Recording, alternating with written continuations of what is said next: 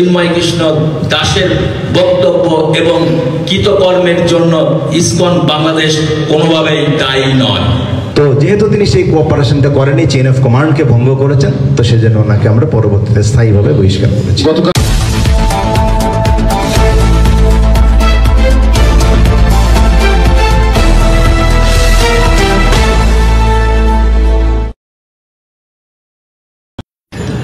সম্প্রতি বাংলাদেশ সম্মিলিত সনাতনী জাগরণ জোটের আন্দোলনকে কেন্দ্র করে ইসকন বাংলাদেশকে নিয়ে মিথ্যা বানোয়াট ও উদ্দেশ্য প্রণোদিত অপপ্রচার ছড়ানোর জন্য এক ধারাবাহিক প্রচেষ্টা লক্ষ্য করা যাচ্ছে। গত 5ই আগস্ট গণ অভ্যুত্থানের মাধ্যমে সরকার পরিবর্তনের পর থেকে কিছু মহল আমাদের সংগঠনকে বিতর্কিত করার লক্ষ্যে বিভ্রান্তিমূলক বক্তব্য এবং ভিত্তিহীন অভিযোগ তুলে সমাজে অস্থিতিশীলতা সৃষ্টির অপচেষ্টা করছে। বিশেষত চট্টগ্রামের বিশিষ্ট আইনজীবী সাইফুল ইসলাম আলিফের মর্মান্তিক মৃত্যুর পর যে অপপ্রচেষ্টা চরমে পৌঁছেছে। চট্টগ্রাম কোর্ট ভবনের সামনে সংঘটিত অনাকাঙ্ক্ষিত ঘটনাকে কেন্দ্র করে ইসকন বাংলাদেশকে অন্যায়ভাবে দায়ী করার অপচেষ্টা চলছে। আমরা স্পষ্টভাবে জানাতে চাই যে এ ধরনের ন্যাক্কারজনক ঘটনা এবং চলমান আন্দোলনের সঙ্গে ইসকন বাংলাদেশের কোনো ধরনের সম্পৃক্ততা নেই। এই মিথ্যাচার এখন এমন পর্যায়ে পৌঁছেছে যে সড়ক দুর্ঘটনার মতো বিষয়গুলোকে ইসকনের চক্রান্ত বলে চালিয়ে দেওয়া হচ্ছে। আমরা ইতিমধ্যে একাধিকবার সংবাদ সম্মেলনের মাধ্যমে এবং সরকার ও প্রশাসনের বিভিন্ন পর্যায়ে আনুষ্ঠানিকভাবে বিষয়টি পরিষ্কার করেছি, কিন্তু দুঃখজনকভাবে কিছু বিশেষ মহল ইচ্ছাকৃতভাবে আমাদের সংগঠনের বিরুদ্ধে মিথ্যা প্রচারণা চালিয়ে যাচ্ছে এবং ইসকনকে নিষিদ্ধ করার মতো অযৌক্তিক দাবি তুলছে।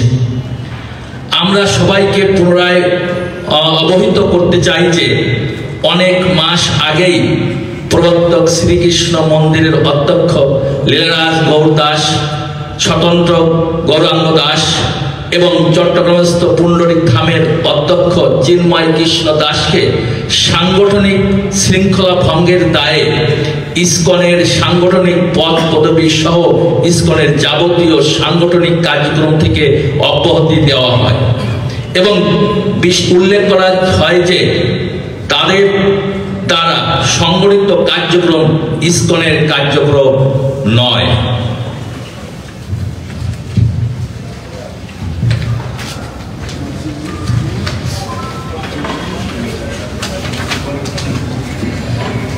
এছাড়াও গত 3রা অক্টোবর 2024 ইংরাজি তারিখে অফিসিয়াল বিবৃতির মাধ্যমে জানানো হয় যে চিন্ময় কৃষ্ণ দাস, চন্দন কুমার ধর ইসকন বাংলাদেশের মুখপাত্র নন, তাই তার বক্তব্য সম্পূর্ণ তার ব্যক্তিগত।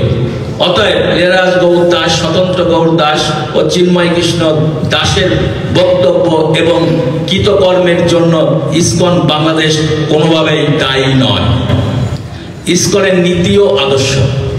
ইসকন বাংলাদেশ একটি আন্তর্জাতিক ধর্মীয়, অরাজনৈতিক, সামাজিক ও মানবিক সংগঠন। আমাদের মূল লক্ষ্য হল ভগবদ্গীতার আদর্শ, শান্তি, সম্প্রীতি ও নৈতিকতা ও মানবতার শিক্ষা প্রচার করা। আমরা বরাবরই রাষ্ট্রীয় আইন, সংবিধান এবং সামাজিক শৃঙ্খলার প্রতি শ্রদ্ধাশীল। আমাদের কার্যক্রম সর্বদা মানবতার কল্যাণে নিবেদিত, যা ভ্রাতৃত্ব ও সহমর্মিতা এবং সমতার ভিত্তিতে পরিচালিত হয়। ইসকন বাংলাদেশ কখনই কোনো ধরনের সাম্প্রদায়িক বা সংঘাতমূলক কর্মকাণ্ডে জড়িত নয়। এবং ভবিষ্যতেও এর ব্যতিক্রম হবে না। আমাদের সংগঠন সবসময় সমাজে ঐক্য, সৌহার্দ্য ও ভ্রাতৃত্ব প্রতিষ্ঠার লক্ষ্যে কাজ করে আসছে। আমাদের আহ্বান, আমরা সরকার, প্রশাসন, গণমাধ্যম ও দেশবাসীর প্রতি উদাত্ত আহ্বান জানাই। ইসকন 1 নম্বর, ইসকন বাংলাদেশের বিরুদ্ধে চলমান মিথ্যা ও বিভ্রান্তিমূলক প্রচারণার সঠিক তদন্ত করে প্রকৃত সত্য উদ্ঘাটন করে যথাযথ ব্যবস্থা গ্রহণ করুন।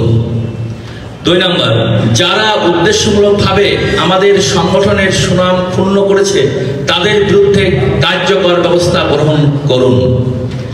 ধর্মীয় সহনশীলতা বজায় রাখুন এবং দেশের শান্তি শৃঙ্খলা রক্ষার্থে যে কোনো প্রকার উস্কানিমূলক কর্মকাণ্ড থেকে বিরত থাকুন।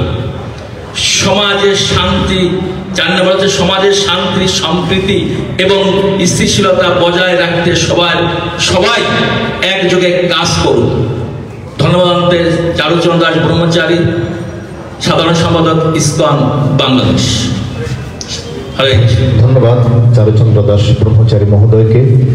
তিনি আমাদের আজকে সংবাদ সম্মেলনের বিষয়বস্তু তুলে ধরেছেন। আশা করি আপনারা বিষয়টি যথাযথভাবে ধারণ করেছেন এবং আমরা আপনাদের প্রতি আবারও কৃতজ্ঞতা জ্ঞাপন করছি। সম্প্রতি আরও কিছু নিউজ আমরা দেখতে পেয়েছি, বিভিন্ন গণমাধ্যম থেকে প্রকাশিত হয়েছে। আমি আপনাদের প্রতি আবারও উদাত্ত আহ্বান জানাবো, সেই নিউজ যখন আপনাদের কাছে আসবে অবশ্যই আপনারা তা যথাযথভাবে যাচাই করে সম্প্রচার করবেন। বিভিন্ন দেশে ইসকন ব্যান্ড হয়েছে, এরকম বিভিন্ন তথ্য এবং সংবাদ আমরা বিভিন্ন সংবাদ মাধ্যমে দেখেছি। সেই বিষয়গুলো আপনারা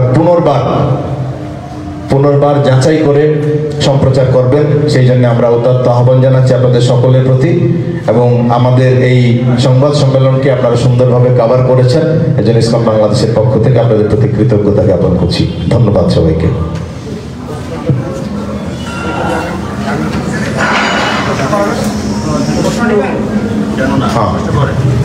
চিন্ময়কৃষ্ণ দাসকে কবে আপনারা অনুমতি দিয়েছেন, কি কারণে অনুমতি দেওয়া হয়েছে, মানে স্পেসিফিক যদি করেন কবে, কিভাবে করা হলো?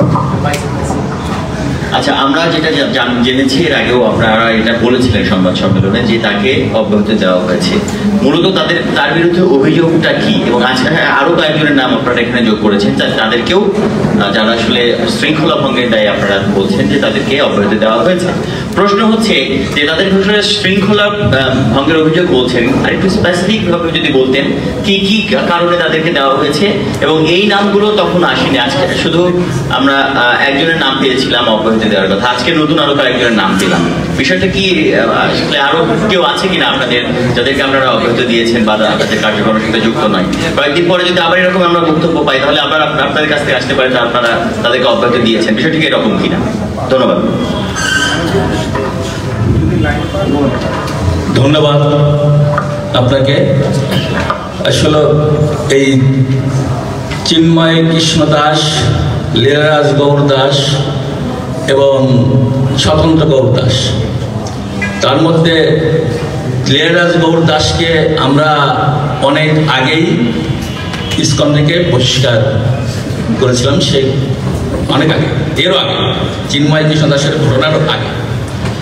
আর স্বতন্ত্র গৌর দাসকে আমরা কিছুদিন আগে, সে কিছু অনৈতিক কাজ করেছিল, এই জন্য তাকে আমরা বহিষ্কার করেছি। আর চিন্ময় কৃষ্ণ দাস, তার বিরুদ্ধে কিছু অভিযোগ আসছিল, অভিযোগ তদন্ত করার জন্য আমরা তাকে 3 মাস সময় দিয়েছিলাম। 3 মাস তুমি ওই পুণ্ডরিক ধামে ওই মন্দিরে থাকতে পারবেন না, অন্য জায়গা, অন্য আমাদের মন্দিরে অবস্থান করবেন, কারণ আমাদের এই তদন্তের সিস্টেমটা এরকম, যার তদন্ত করা হয় তাকে পদবি থেকে বহিষ্কার করা, মানে বাদ দেওয়া হয় এবং তার তদন্ত করে তার বিচার আমরা করে থাকি।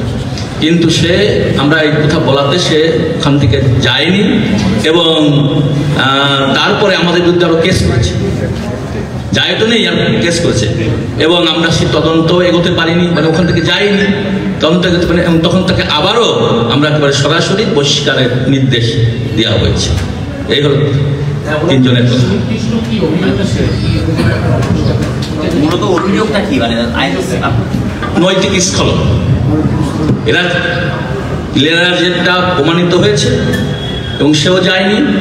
এবং আমাদের চিন্ময়েরটা অভিযোগ আসছিল, আমরা তদন্তে ছিল। সিস্টেমটা হচ্ছে তদন্ত করার সময় তাকে 3 মাসের জন্য মন্দির ছেড়ে অন্য জায়গায় থাকতে হবে। কি করেছিলেন তিনি? নৈতিক স্খলন যেটা আমরা যেটা বলে থাকি, নৈতিকতা আমাদের যেমন আমরা চিন্ময়েরটাতে এখন তদন্ত করছি, তো এখনো তদন্ত তার হয়নি। কিন্তু চিন্ময়েরটা আমাদের এখানে চাইল্ড প্রোটেকশন টিম আছেন, টিমের চেয়ারম্যান আছেন, উনি এটা আরো স্পষ্ট করে বলবেন। যৌন নিপীড়নমূলক কোনো ঘটনা? হ্যাঁ, আমাদের চাইল্ড প্রোটেকশন। ধন্যবাদ। আপনাদের এই প্রশ্নের উত্তরটা আমি দিচ্ছি। আপনার নাম? আমি Hrishikesh Gauranga Das, child protection team, ISKCON Bangladesh. তো কিছু বাচ্চারা আমাদের কাছে অভিযোগ করেছে যে তাদের সাথে চিন্ময় কৃষ্ণ খারাপ ব্যবহার করছেন। অর্থাৎ বাচ্চাদের সাথে আমরা খুবই স্ট্যান্ডার্ড বিহেভিয়ার, সবসময় ইন্টারন্যাশনাল লেভেলের স্ট্যান্ডার্ড আমরা বিলং করি বা তাদেরকে প্রোভাইড করি আমাদের সোসাইটি থেকে। তো তারা অভিযোগ করেছে যে তাদের সাথে মিসবিহেভ করেছেন বা মিসকন্ডাক্ট তাদের সাথে হয়েছে। তো সেই নিউজটা আমাদের কাছে আসার সাথে সাথে ওনাকে আমরা একটা চিঠি ইস্যু করি, যে ধরনের কিছু অভিযোগ আমরা পেয়েছি সেটা আমরা খতিয়ে দেখতে চাই। সেই চিঠি ওনাকে আমরা প্রোভাইড করেছি, কিন্তু উনি আমাদেরকে হেল্প করেননি। আমাদের নিয়ম হচ্ছে যার বিরুদ্ধে কোনো অভিযোগ পাবো সাথে সাথে তাকে সেই মন্দির থেকে আমরা সাময়িকভাবে 2 মাস 3 মাস যতদিন আমাদের ইনভেস্টিগেশন করতে লাগে তাকে অন্যত্র আমরা পাঠিয়ে দেবো, এবং তিনি কোনো রকমের অ্যাক্টিভিটিসের সাথে যুক্ত থাকতে পারবেন না। তো সেটা দেওয়ার পরে তিনি আমাদেরকে কোঅপারেশন করেননি, না করার কারণে আমরা তাকে পার্মানেন্টলি বহিষ্কার করেছি। এবং সাথে আরও কিছু বিষয় ছিল, আমাদের যে ইনস্ট্রাকশন ছিল যে আপনাকে সংগঠনের যে বিষয়গুলো আছে সেগুলি মেনটেন করতে হবে, আচরণগত কিছু দিক আছে সেগুলি তিনি করেন। তো যেহেতু আপনারা জানেন যে এটা খুবই স্ট্যান্ডার্ড একটা সংগঠন, আমাদের 4টে বেসিক প্রিন্সিপাল আছে, একটা যদি কেউ ভঙ্গ করে তবুও তিনি এই সংগঠনের সদস্য হিসেবে বিবেচিত হবেন না। তো যেহেতু তিনি সেই কোঅপারেশনটা করেনি, চেইন অফ কমান্ডকে ভঙ্গ করেছেন, তো সেজন্য ওনাকে আমরা পরবর্তীতে স্থায়ীভাবে বহিষ্কার করেছি।